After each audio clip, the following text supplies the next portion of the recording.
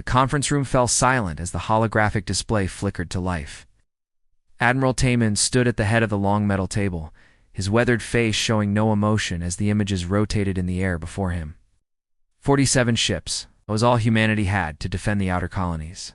47 small vessels against an empire that had ruled the galaxy for thousands of years. Captain Yuna sat to his right, her fingers drumming quietly on the table's surface. She had served with Timon for 12 years, and she knew that look in his eyes. He was calculating, planning, and probably worrying, though he would never admit it.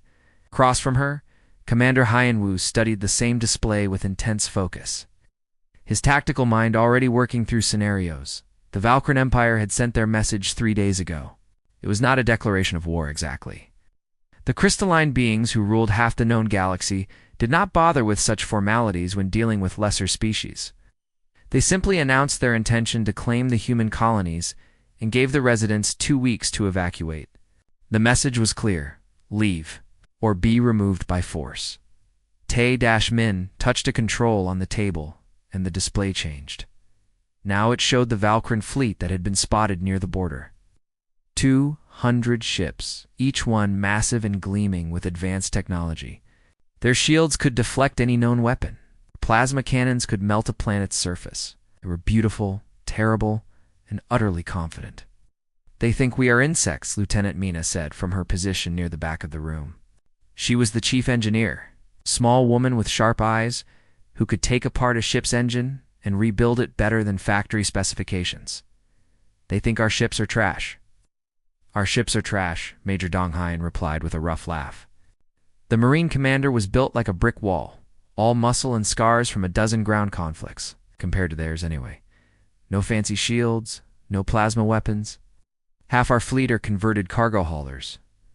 Taman finally spoke. His voice was calm and measured, the voice of a man who had commanded ships in the deep black for 30 years. "That is what they think. That is what we want them to think." The officers around the table shifted in their seats. Yuna allowed herself a small smile. She had been waiting for this moment. The Admiral walked around the table, his hands clasped behind his back. The Valkyran have fought the same way for 3,000 years. They meet their enemies in open space. They trade fire with their big weapons. They rely on their shields and their size. Wow. They have never lost because everyone fights their kind of war. He stopped at the holographic display and gestured at the small human ships. "We are not going to fight their kind of war." Commander Hyanwu leaned forward. "What are we going to do instead?" Taman touched another control. The display changed. Again, this time showing detailed schematics of human ships. They looked crude next to the elegant Valkyran vessels, but as the Admiral zoomed in on specific systems, things became clearer. "We are going to fight a human war," Taman said. "For the last 50 years, since we first detected alien signals, Earth's brightest minds have been preparing for this day. They knew we would be outgunned. They knew we would be outnumbered. So they built ships that play to our strengths, not theirs." Lieutenant Jiwan, the cyber warfare specialist, spoke up from her station. "The Valkyr network is quantum-linked. Every ship connects to every other ship. They think this makes them stronger. It makes them vulnerable." Yuna finished the thought. "One virus, one exploit, and the whole network crashes." Taman nodded. "Exactly. And that is just one advantage. Mina, tell them about the weapons." The engineer stood and approached the display.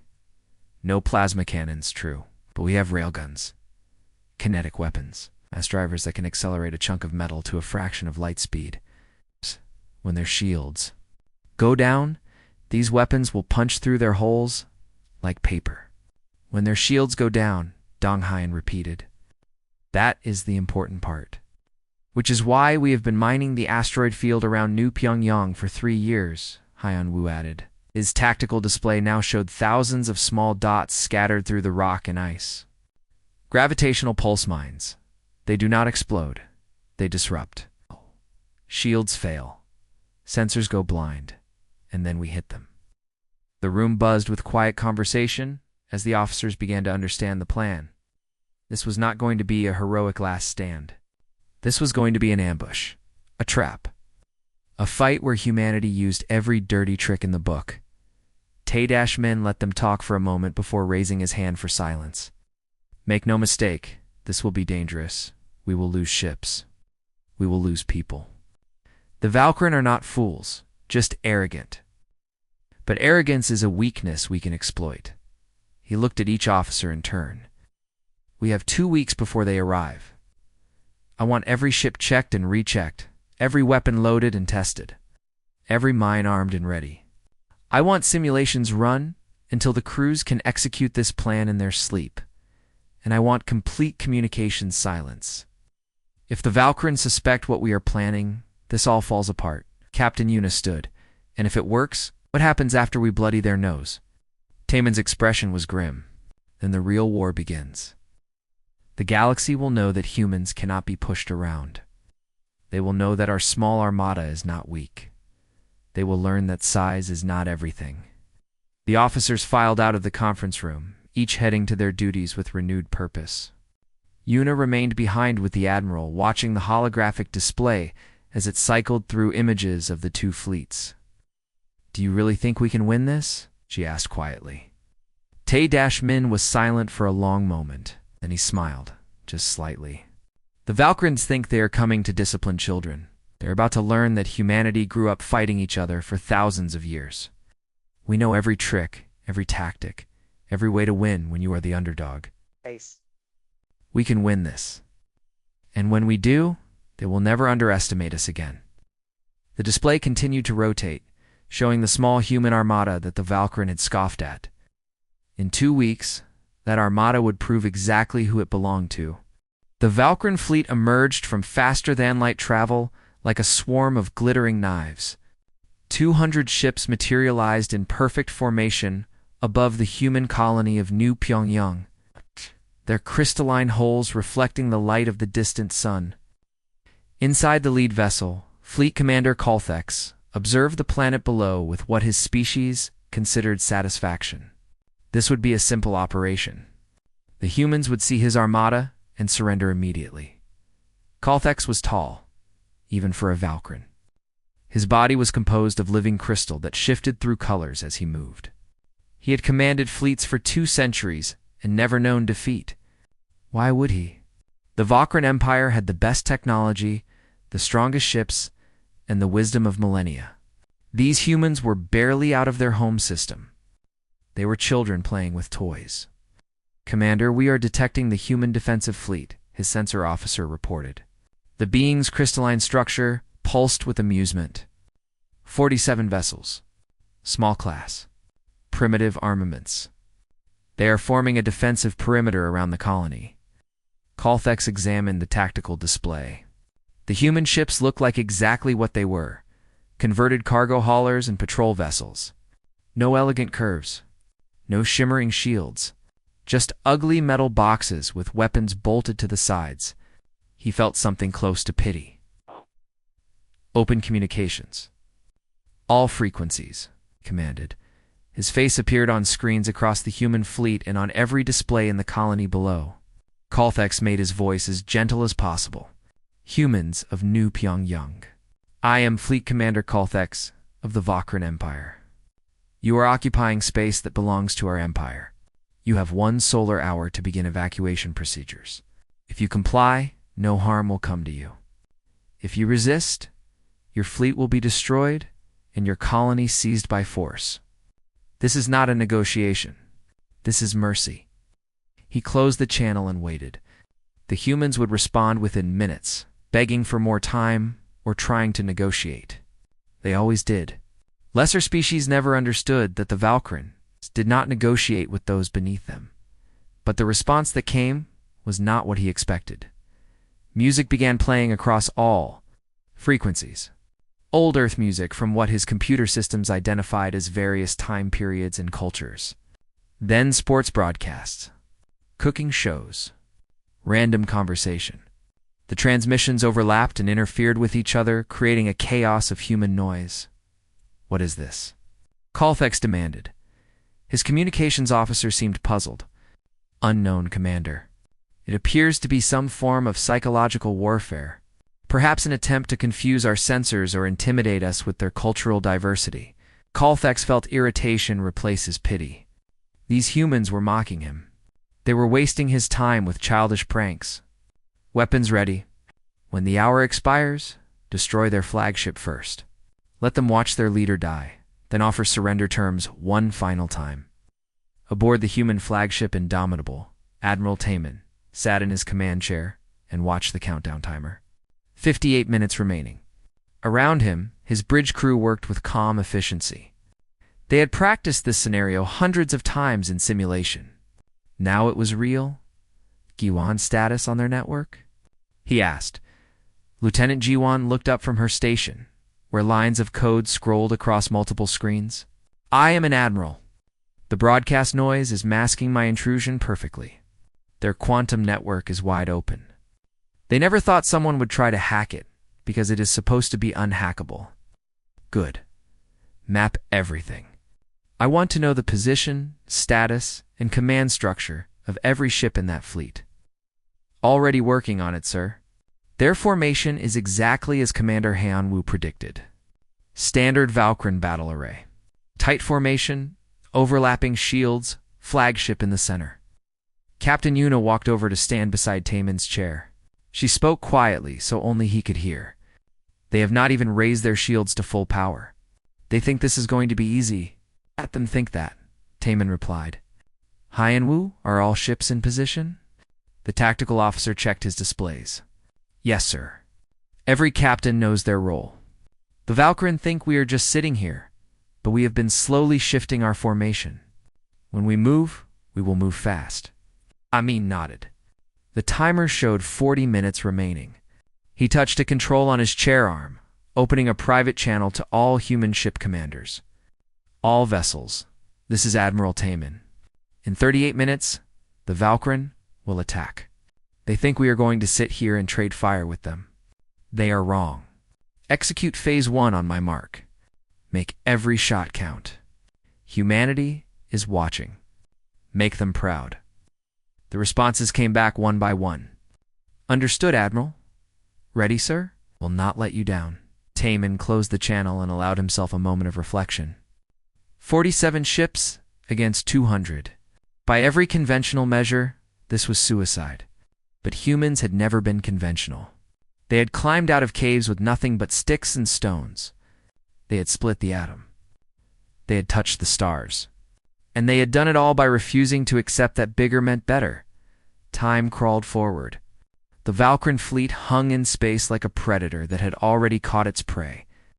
Inside their ships, the crystalline warriors prepared for an easy victory. They checked their weapons out of habit, not necessity. They reviewed firing solutions to satisfy protocol. Some even began composing reports of the battle before it started, confident in the outcome. On the Indomitable, Lieutenant Mina made final checks on the ship's systems.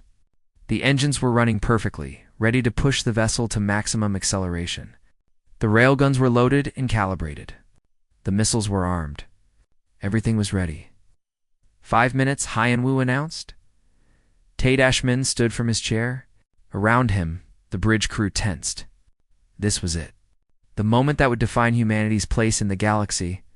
Win or lose, nothing would be the same after this. 4 minutes. Guan's fingers flew across her keyboard. The virus was ready. One command and it would spread through the Valkyrie network like fire through dry grass. But timing was everything. Too soon, and they would detect it. Too late, and the humans would be fighting at a disadvantage. At 3 minutes. Captain Yuna took her position at the weapons station. She had been a gunner before becoming a captain, and old habits died hard. Her hands rested on the controls, ready to deliver the first strike. 2 minutes. The Valkyrie fleet began to move. Slowly, ponderously, the massive ships advanced toward the human line. They were in no hurry. Why rush when victory was certain? 1 minute. Taman's voice was steady. All ships, prepare to execute on my mark. G1, ready the virus. Han-Wu, send the retreat vector to all vessels. Yuna, target the flagship's shield generators. 30 seconds. Colthex watched the countdown on his own display. The humans had not moved, had not responded. They were simply waiting to die. Part of him respected their courage, even as he pitied their foolishness. 10 seconds. 9, 8. Taemin's hand hovered over the command button. Everything they had prepared for, everything they had sacrificed, came down to this moment. 3, 2, 1. Mark. The human fleet exploded into motion. The human ships did not charge forward to meet the Vakran fleet. Instead, they turned and ran. Every vessel fired their engines at maximum, burned and raced toward the asteroid field that surrounded New Pyongyang's second moon. To the Valkyran, it looked like panic. It looked like exactly what they had expected. They flee. Kalthek's second officer announced, his crystalline structure flashing with triumph. Shall we pursue and destroy them, Commander? Kalthek studied the tactical display. The humans were scattering in different directions, their formation breaking apart.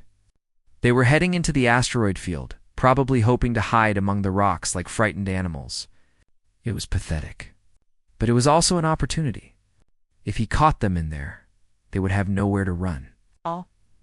All ships pursue. Maintain formation. Do not let them escape into deep space. We will corner them in the asteroids and finish this quickly. The Valkyran fleet advanced. 200 massive ships moving as one, their shields shimmering with power. They were beautiful and terrible, a demonstration of everything the Empire had achieved over millennia. The asteroid field ahead looked like a minor obstacle at best. Aboard the Indomitable, Admiral Taemin watched his tactical display as the Valkyran took the bait. Behind him, Commander Haeon-woo called out updates. Enemy fleet entering the outer edge of the field. They are maintaining tight formation. Exactly as predicted, sir. Juwon status? Taemin asked. The young lieutenant was deep in concentration, her eyes fixed on the streams of code flowing across her screens. The virus is in their system, Admiral. It is spreading slowly, staying hidden. They have not detected it yet. When you give the word, I can activate it. Not yet. Let them get deeper. Mina, are the mines ready? Lieutenant Mina checked her engineering console. All 3,000 mines are active and waiting. The Valkyran sensors cannot detect them through the asteroid interference. They have no idea what is coming. Taemin nodded. The human ships continued their false retreat, weaving between asteroids, making it look like they were desperately trying to escape. The Valkyran followed eagerly, their formations stretching out as some ships moved faster than others to keep up with their fleeing prey.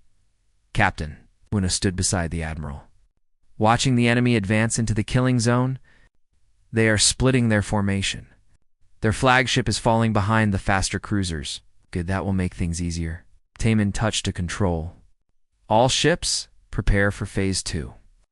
On my mark, activate mines and reverse course. Make it count. The Valkyran fleet was now deep in the asteroid field. Their sensors were working overtime, tracking the human ships while also watching for collision hazards. The asteroids were large enough to damage even their powerful shields if they hit at the wrong angle. It required concentration and skill to navigate, which was exactly what the humans wanted. Now Taemin said calmly, activate the mines. Lieutenant Mina's fingers danced across her controls. Throughout the asteroid field, 3,000 small devices came to life. They did not explode.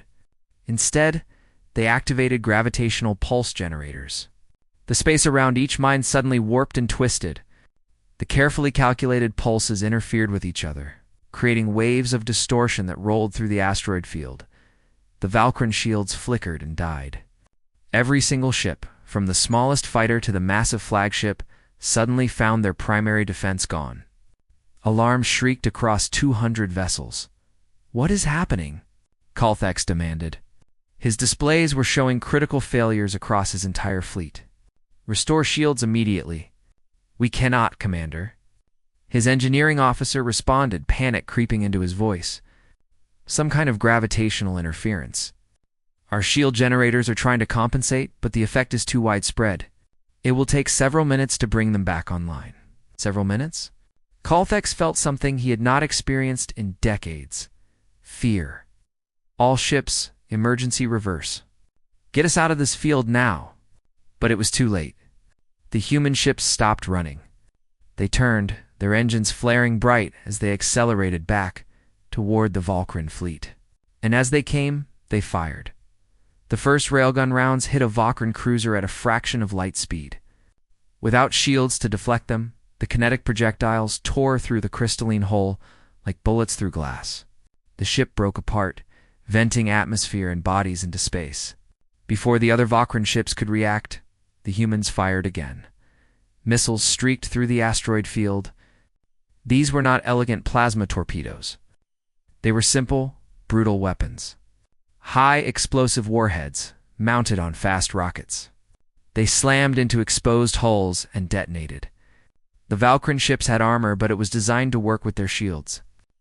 Without that protection, the armor shattered under the assault. Turn fire. Calthex screamed. His own ship shuddered as a railgun round grazed the hull. Destroy them. The Valkyran fleet tried to fight back. Their plasma cannons were still operational, even if their shields were not. Brilliant beams of superheated energy lanced out toward the human ships. But the humans were moving fast, dodging between asteroids, using the rocks for cover. Every time a Valkyran ship got a targeting lock, the humans would duck behind an asteroid or spin away at the last second. Commander Hyan-Wu was in his element. His tactical mind had planned for this moment, had run simulations of this exact scenario 1,000 times. He called out targets to the fleet. Destroyer Group 3, focus fire on the enemy cruiser at coordinates 47 Alpha. Frigate Squadron, concentrate on the damaged battleship.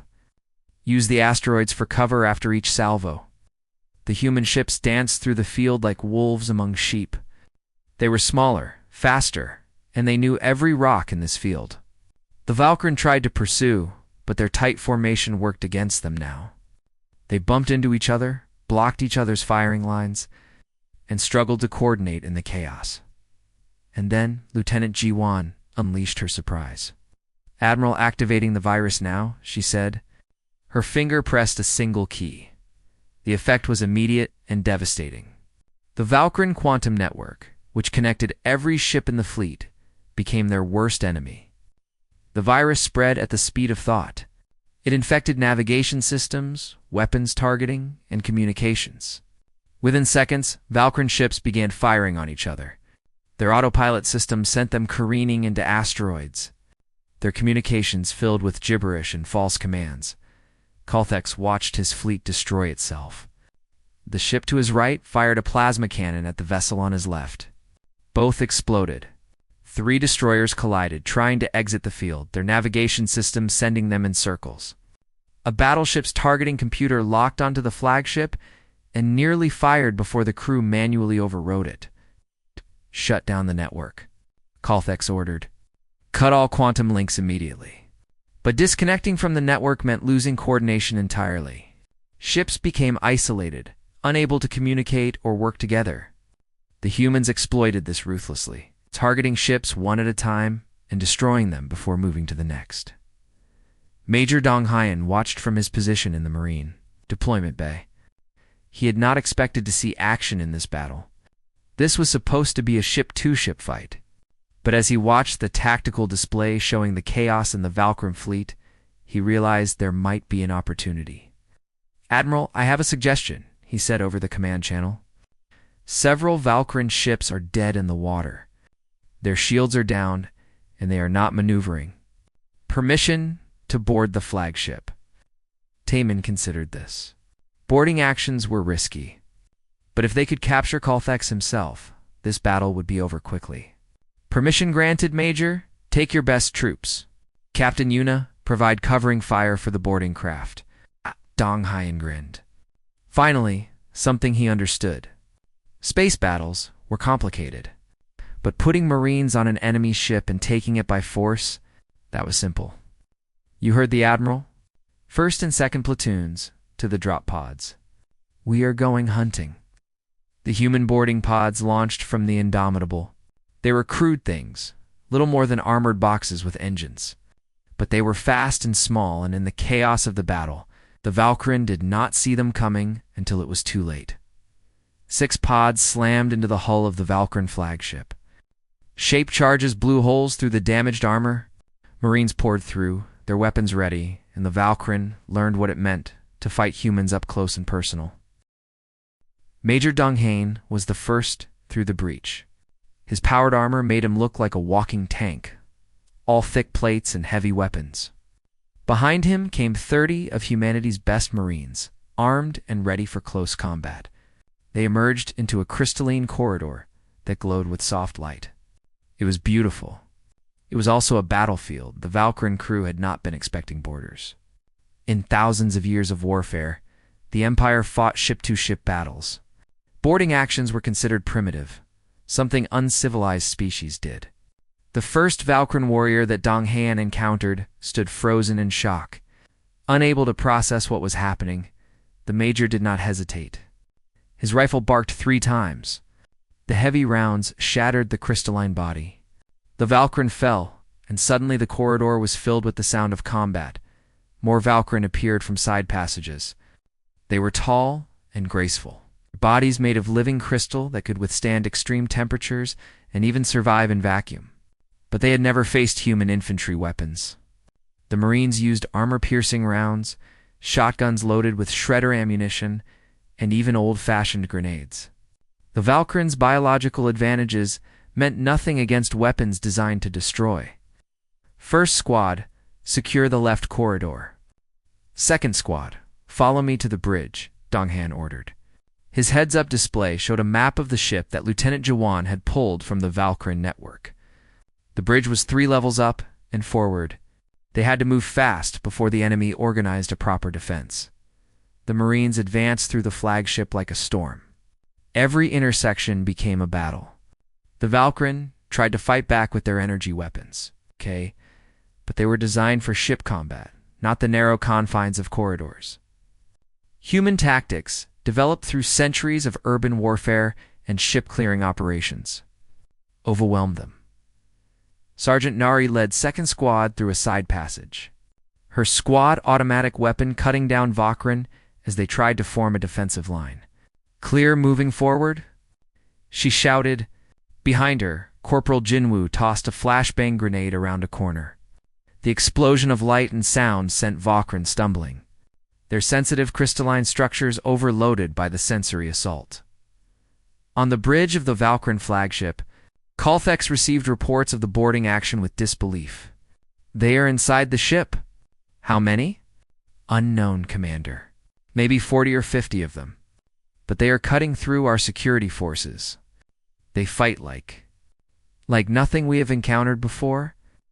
Colthex looked at the tactical display showing the disaster outside his ship. Half his fleet was destroyed or disabled. The rest were scattered, trying to escape the asteroid field while the human ships hunted them down. And now, humans were inside his flagship, fighting their way toward him. Seal all bulkheads between here and the boarding site. Vent the atmosphere in those sections. If they want to fight in vacuum, let them try. But the Valkyrin did not understand human engineering. When the bulkheads slammed shut, Dong Hain's Marines simply attached breaching charges. The shaped explosives cut through the doors like they were paper. When the atmosphere vented, the Marines' powered armor kept them alive and fighting. They had trained for vacuum combat. The Valkyrin had not. Dong Hain reached a major intersection 3 corridors from the bridge. Here, the Valkyrin had finally organized a proper defense. 20 warriors stood behind improvised barricades, their energy rifles trained on the corridor entrance. It was a killing zone. Anyone who entered would be cut down instantly. The Major smiled inside his helmet. This was what he had trained for. Nari smoke grenades. Jinwoo, get the heavy weapon ready. Everyone else on my mark? We rush them. The smoke grenades detonated, filling the intersection with thick gray clouds. The Valkyrin fired blindly into the smoke.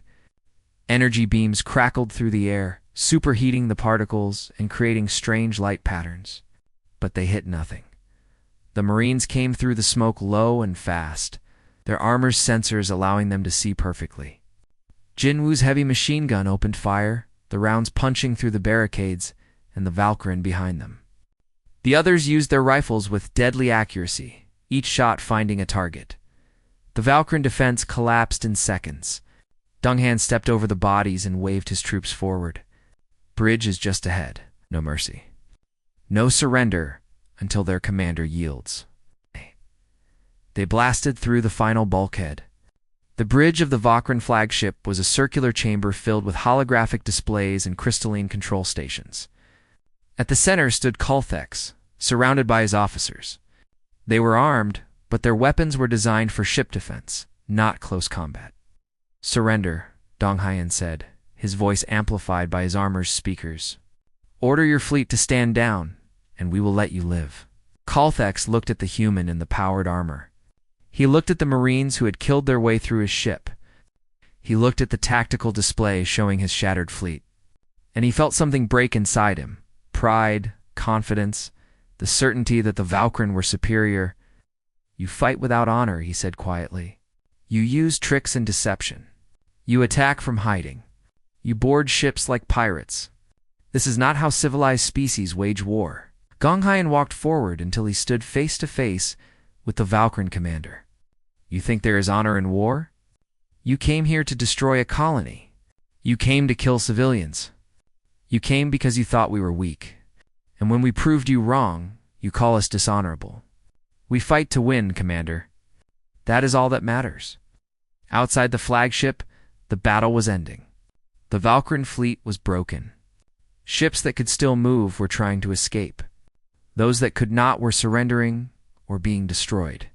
The human armada, still 43 ships strong despite the fierce fighting, moved through the asteroid field like efficient predators finishing wounded prey. Admiral Taemin watched from the Indomitable as the last Valkyren destroyer surrendered. The flagship had gone quiet, its weapons offline. Dong Hyan's Marines had control. The battle was over. Against all odds, humanity had won. Captain Yuna stood beside him, her face showing exhaustion and relief in equal measure. "Casualty reports are coming in, Admiral. We lost 4 ships. 7 more are badly damaged. Estimated 200 casualties, 40 dead." Taemin closed his eyes for a moment. Every death was a weight on his shoulders. But 40 dead instead of thousands. 4 ships lost instead of the entire fleet. It was a victory, but he felt no joy in the Valkyren. He asked, 117 ships destroyed. 68 surrendered or disabled. Only 15 escaped into faster-than-light travel. Commander Kulthex is in custody aboard his own flagship. The numbers were staggering. The mighty Vakran fleet, which had ruled space for millennia, had been destroyed by a force a quarter its size. The news would spread across the galaxy within hours. Everything was about to change. Lieutenant Jiwan looked up from her station. "Admiral, I am receiving messages from the Galactic Council. They want to know what happened here. They are demanding explanations." Taemin straightened in his chair. The battle was over, but the real challenge was just beginning. "Tell them we defended our colony against an unprovoked attack. Tell them the Valkyren underestimated humanity, and they paid the price. And tell them that Admiral Taemin of the human fleet requests an audience with the full council." He turned to Yuna. "Prepare a delegation. We are going to the Nexus Station. It is time the galaxy learned that humans are not prey. We are predators, and our small armada has teeth." In the captured Vakran flagship, Major Dong Hyan stood guard over Kulthex. The crystalline commander sat in defeat, his forces shattered, his pride broken. He looked up at the human marine and asked the question that burned in his mind. How? We had superior numbers. Superior technology. Superior ships. How did you win? Dong Han removed his helmet, revealing a scarred face and tired eyes. Because you fought the battle you expected. We fought the battle we prepared for. You relied on your shields and your formations and your honor. We used mines and viruses and tactics you thought were beneath you. You assumed we would fight fair. We assumed we would be fighting for our lives. He walked to the viewport and looked out at the debris field that had been the Valkyren Armada. You scoffed at our small armada. You thought it was weak because it was small. You never understood that it was built exactly for this. Every ship, every weapon, every tactic, all of it designed to beat an enemy like you. Kulthex understood then. The humans had not been lucky. They had been prepared. They had known this day would come, and they had spent decades getting ready for it. While the Valkyren had grown comfortable in their dominance, humanity had been sharpening their knives. The Nexus Station hung in neutral space, a massive structure built by a dozen different species over thousands of years. It was the heart of the Galactic Council, where the elder races met to decide the fate of civilizations. Admiral Taman had never seen it before, but as his shuttle approached, he was not impressed. It was big and old, but size and age did not mean wisdom. Captain Yuna sat across from him in the shuttle, reviewing notes on her tablet. Commander Hyenwu was studying the Council's rules of order. The young diplomat Ji-ho sat quietly, his face calm despite the enormity of what they were about to do. Behind them, in the shuttle's cargo bay, Major Donghan and a squad of Marines stood ready in dress uniforms. They were not expecting trouble, but humans always prepared for it anyway. 3 months since the battle, Yuna said quietly.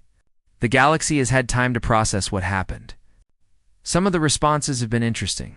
Taman raised an eyebrow. Interesting good or interesting bad? Both. The Metherin Collective sent a message of congratulations. They apparently have no love for the Valkyren. The Throne Ascendancy demanded we surrender all captured ships and personnel. 6 minor species have requested trade agreements. And there have been 3 more attempts by various powers to test our defenses. Ow. Let me guess. Those tests did not go well for them. Anu smiled slightly. They scoffed at our small armada, just like the Valkyren. They learned the same lesson. The shuttle docked at the station. As they exited, they were met by a council representative. A floating being composed of energy and gas that called itself Harmonious Wind. It spoke in musical tones that were translated by their communication devices. Admiral Taman. Captain Yuna, the council awaits you. Please follow me. Your guards must remain here. Dong Hain stepped forward. The Admiral goes nowhere without protection. The energy being pulsed with what might have been annoyance. There is no danger here. The Nexus Station is neutral ground. No weapons. No violence. These are ancient laws. Taman put a hand on Dong Hain's shoulder. It is fine, Major. Wait here. If we are not back in 2 hours, do what you think is best. The Marine did not look happy, but he nodded and stepped back. Taemin, Yuna Hyenwu, and Ji-ho followed the floating guide through corridors filled with aliens of every description. Some stopped to stare at the humans. Others hurried past, avoiding eye contact. The news of the battle had spread far and wide. The council chamber was enormous. It was a circular room with seating for hundreds of representatives from dozens of species. At the center was a raised platform where speakers addressed the assembly. Above everything hung holographic displays showing star maps and data streams. The humans were led to the platform. Around them, the elder races sat in judgment. The Valkyren delegation was there, their crystalline bodies dimmed with shame and anger. The Metherin Collective occupied one entire section, their collective minds linked through technology. The Throne Ascendancy sent a single representative, a being so old that its species had changed 3 times through genetic engineering. The Council, speaker floated to the center of the chamber. It was a Metherin, its body a complex structure of biological computing systems. When it spoke, every being in the chamber heard it in their own language. Humans of Earth, you stand before the Galactic Council to answer for your actions at New Pyongyang. The Valkyren Empire has filed charges of war crimes, use of illegal weapons, violation of the customs of civilized warfare. How do you respond? Ji-ho stepped forward. He was young, and he looked it, barely 30 years old. But he had been chosen for this moment because he understood both human history and galactic politics. He spoke clearly and without fear. The charges are rejected. The Valkyren Empire came to our colony with overwhelming force and demanded we surrender our rightful territory. They gave us 1 hour to comply or face destruction. We defended ourselves using the weapons and tactics available to us. If the Valkyren consider our methods uncivilized, perhaps they should not have attacked civilians. The chamber erupted in noise. Species argued with each other in a dozen different languages. The council speaker called for order, its voice cutting through the chaos. The Valkyren representative stood, It was not Colthex. The defeated commander was still being held by human authorities. This was a newer, younger Valkyrin named Shenatara. The humans used weapons that specifically targeted our defenses. They employed computer viruses against our network. They set traps and fought from hiding. These are not the actions of honorable warriors. Jiho did not back down.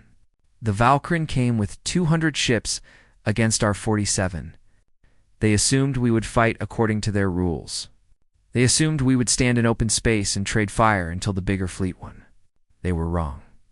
Humans fight to win, not to satisfy another species' concept of honor. He walked to the edge of the platform, looking out at the assembled species. For thousands of years before we reached the stars, humans fought each other. We had wars that killed millions. We developed weapons that could destroy our entire planet. We learned every tactic, every strategy, every method of warfare that exists.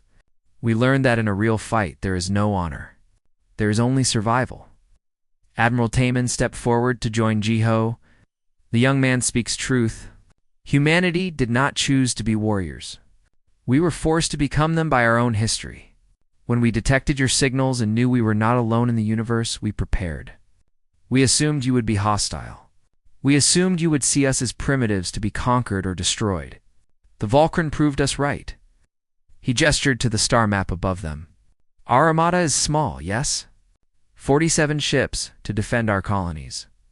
But every one of those ships was designed by people who understood that we would be outgunned and outnumbered. Every weapon was chosen because it works, not because it looks impressive. Every tactic was tested and refined through simulation and practice. We built an armada that could fight above its weight class because we knew we had no choice. The throne ascendancy's ancient representative spoke for the first time. Its voice was like stones grinding together. You speak of survival, but you destroyed a fleet of 200 ships. You killed thousands of Valkyrin. Is this the action of a species fighting for survival, or a species seeking conquest? Taman met the ancient being's gaze without flinching. We gave the Valkyrin every chance to leave. We offered surrender terms when we had them beaten. We took prisoners instead of executing them. If we were conquerors, Colthex would be dead and his fleet would be scattered atoms. Instead, he lives and his people are being treated according to the rules of war that exist on Earth. Captain Yuna added her voice. Since the battle, 3 more powers have tested our defenses. Each time, we defended ourselves. Each time, we offered surrender terms when we won. Each time, we took prisoners and returned them when the fighting stopped. We do not seek war, but we will not be victims. The council chamber fell silent. The species assembled there were considering everything they had heard. Finally, the Metherin Collective's spokesperson stood. It was a being that looked almost human, but its eyes glowed with the light of 100 linked minds. The collective has considered the evidence. The humans acted in self-defense. Their methods may be unconventional, but they are not illegal. The Valkyrin Empire initiated hostilities and suffered the consequences. We vote to recognize humanity's sovereignty and dismiss all charges. Other species began to vote. Some sided with the Metherin. Others supported the Valkyrin. But slowly, the votes accumulated in humanity's favor. When the final tally was announced, humanity had won recognition by a narrow margin. The council speaker made it official. By vote of this council, humanity is granted provisional membership in the galactic community. Your colonies are recognized as sovereign territory. Any attack upon them will be considered an act of war against a council member. Taman allowed himself a small nod. It was not a total victory. Provisional membership came with restrictions and requirements. But it was enough. Humanity had a place at the table now. As they left the council chamber, Jiho walked beside the admiral. What happens now? The young diplomat asked. Tay Dashman considered the question. Now we build. We expand our fleet. We establish more colonies. We prove to the galaxy that humans are here to stay. And we make sure that the next time someone looks at our armada, they remember what happened to the Valkyrin. They reached the docking bay where Major Dunghaen waited with his Marines. The Major looked relieved to see them. Well, how did it go? We won. Yuna said simply. They recognize our sovereignty. We are part of the council now. Anghayan grinned. Good, does that mean we can stop worrying about being invaded? Taemin shook his head. No, it means we need to prepare for the next challenge. The galaxy knows we can fight. Now, they will test us in other ways. Economics, diplomacy, culture. We won the battle at New Pyongyang. But the war for humanity's place in the galaxy is just beginning.